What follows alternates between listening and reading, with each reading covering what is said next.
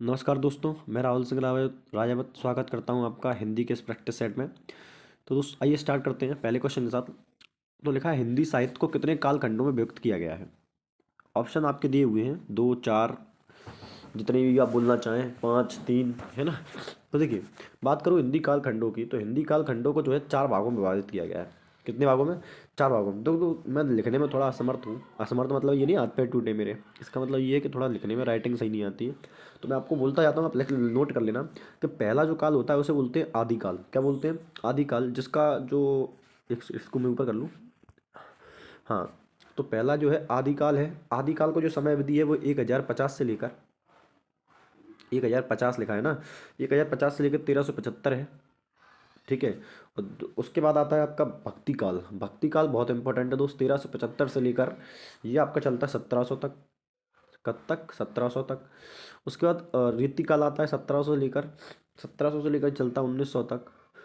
और इसके बाद आता है सबसे लास्ट में आधुनिक काल, जो 1900 से लेकर ये जाता है 1984 तक। ठीक है। तो ये 4 काल खंडों में आपका जो है हिंदी साहित्य को बांटा गया है। पहला कौन सा है? आदिकाल, भक्ति काल, रीति काल और आधुनिक काल। ठीक है ना दोस्त। चलिए पहले को अब बढ़ते हैं अगले क्वेश्चन की ओर। अगला क्वेश्चन है कि पृथ्वीराज रासो किस कवि की रचना है। ये सरंगबरदई, नरपति नल्ला, चंद्रबरदई, जगनक। दो दोस्त बात को पृथ्वीराज रासो। पृथ्वीराज रासो है वो है आपकी चंद्रबरदई की रचना है। किसकी रचना है? चंद्रबरदई जो है, चंद्रबरदई की रचना है ना। बात करूँ इनकी, चंद्रबरदई की, तो चंद्रवदई क्या है भैया? आदिकाल की रचना, और आदिकाल की रचना रचना कवि कवि है ना। क्योंकि ये आदिकाल के मतलब आदिकाल का समय में इन्होंने जब रचना लिखी थी चंद्रवदई। ठीक है। बात करूँ कौन से किस रस की अनुभूति होती है आपको भैया? वीर रस का एक महाकाव्य ये किसका है? तो वीर रस का महाकाव्य है आपको।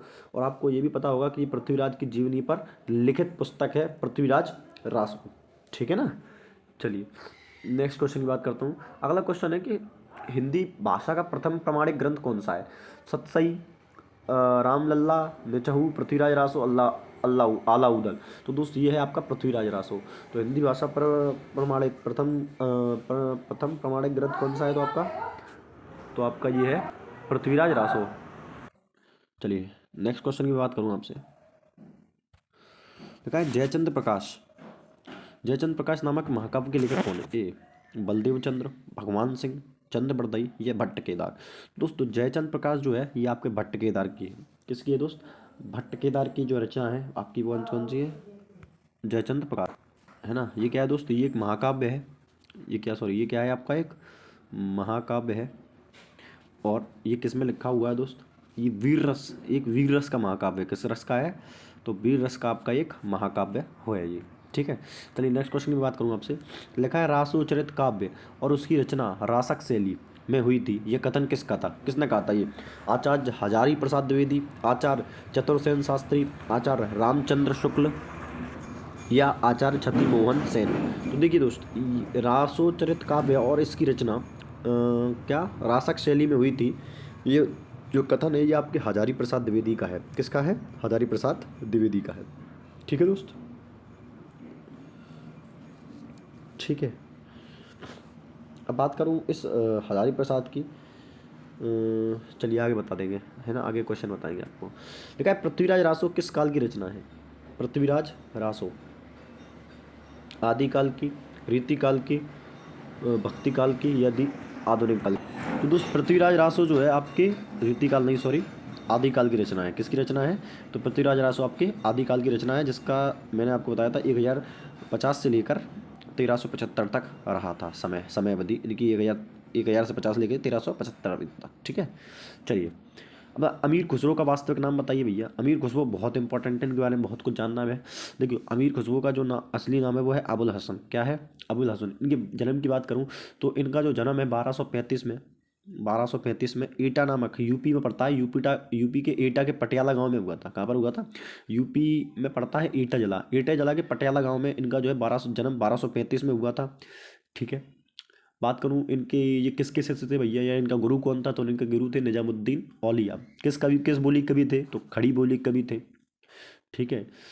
इन्हें हिंद का तोता भी कहा जाता है, अगर आपको पता हो तो हिंद का तोता बोला जाता है। खड़ी बोली के सर्वप्रथम कवि माने जाते हैं, और हिंदी आपसे पूछा जाएगा कि खड़ी बोली के सर्वप्रथम कवि कौन है, तो आप बोलेंगे सर खड़ी बोली के सर्वप्रथम कवि आपके अमीर खुसरो को माना जाता है। ठीक है ना। चलिए नेक्स्ट क्वेश्चन है कि अमीर खुसरो का समय अवधि कब की। देखो मैंने आपको बताया कि 1235 में इनका जन्म हुआ था कल। ठीक है, तो देखो 1200 तो पूरे हो गए, 13वीं शताब्दी लग गई थी, तो ऑप्शन नंबर सी जो है करेक्ट आंसर होगा। आपके ये दोनों आंसर नहीं होंगे तीनों। ठीक है, चलिए नेक्स्ट क्वेश्चन की बात करूँ आपसे।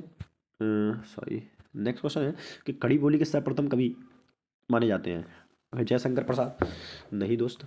अमीर खुसरो, मैथिली शरण को नहीं माना जाता। रामधारी शरण को, अमीर खुसरो को माना जाता है। किसको माना जाता है दोस्त? अमीर खुसरो को जो है खड़ी बोली का प्रथम कवि माना जाता है। खड़ी बोली क्या है दोस्त? हिंदी और उर्दू भाषा का जो है मिक्सचर होती है।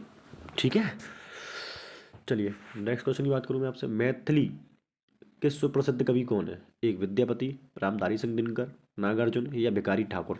नाम कितना खतरनाक है भाई, भिखारी ठाकुर। चलिए तो देखो मैथिली के जो सुप्रसिद्ध कवि है उन्हें वो विद्यापति है। विद्यापति जी है। कौन है? विद्यापति। इनकी एक रचना है पदावली। कौन सी है? पदावली। ठीक है दोस्त, पदावली रचनी है। किस भाषा में लिखी हुई है? अगर मैथिली के सुप्रसिद्ध कवि है तो ये भाषा भी कौन सी होगी इसकी? मैथिली होगी। इन्हें है ना विद्यापति को मैथिली कोकिल भी कहा जाता है। क्या कहा जाता है? मैथिली कोकिल भी इन्हें कहा जाता है। ठीक है, इतनी जानकारी मेरे हिसाब से इनके लिए काफ़ी है। चलिए आगे बढ़ते हैं। अगला है कि विद्यापति की पदावली किस भाषा में लिखी गई है? तो विद्यापति को मैं अभी आपको बताया कि मैथिली के सब प्रसिद्ध कवि हैं, तो भैया मैथिली में ही लिखी जाएगी। है ना। चलिए गलत तो नहीं कह रहा हूँ, बता देना। अब देखिए लिखा है कबीरदास, तुलसीदास, सूरदास आदि कौन से काल के कवि हैं? ए आदिकाल, भक्तिकाल, रीतिकाल या आधुनिक काल। देखो दोस्त आप समझ लेना ध्यान से। जो कबीरदास हैं, सूरदास हैं, तुलसीदास हैं, ये सारे भक्ति काल के कवि हैं। किस काल के कवि हैं? भक्ति काल के। आधुनिक काल के कवि की बात करूँ तो जैसे भारतेंदु हरिश्चंद्र हुए, जयशंकर प्रसाद, ये क्या है? आधुनिक काल के कवि। सबसे लास्ट वाला काल है हिंदी का। रीति काल की बात करूँ तो ब्रजभूषण ले लो, धनानंद ले लो, मती राम ले लो, बिहारी बिहारी लाल ले लो। अब बिहारी लाल को भैया, बिहारी लाल जो है बहुत इंपॉर्टेंट है। क्यों? क्योंकि इनकी एक ही रचना है जिसका नाम है बिहारी सतसई। क्या नाम है? बिहारी लाल की ही है बिहारी सतसई। तो एग्जाम में बहुत कम पूछा जाता है क्योंकि नाम में ही आंसर छुपा हुआ है। ठीक है, ये बचता है आदिकाल। आदिकाल में भैया आदिकाल के कवि के चंद्रवरदई हुए, सहरपा हुए, भट्ट केदार हुए। सबसे पुराना काल है आदिकाल। ठीक है ना। चलिए इनमें से कौन सा भक्तिकालीन कवि नहीं है? देखो भक्तिकालीन कवि की माना बात की तुलसीदास जी हैं, है ना, सूरदास है और कबीरदास भी है, लेकिन बिहारी नहीं है। बिहारी मैंने आपको बताया बिहारी लाल। तो बिहारी लाल रीतिकाल के कवि है।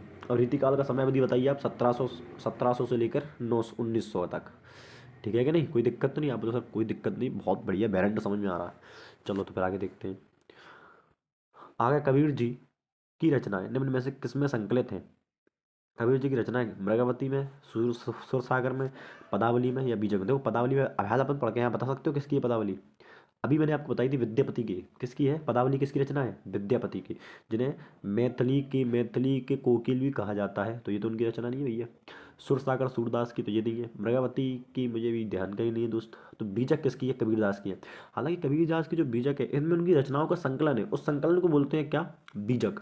अब बीजक में किस किस चीज़ों का संकलन है भैया? तो बस साखी, साखी शबद और रमैनी। कौन सी? साकी, शबद और रमैनी।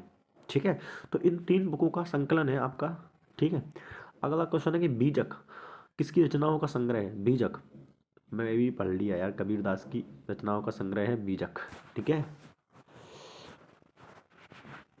चलिए नेक्स्ट क्वेश्चन बात करूँ। Oh my God, question complete. मिलते हैं अगली क्लास में, तब तक के लिए लाइक सब्सक्राइब करते रहें। धन्यवाद।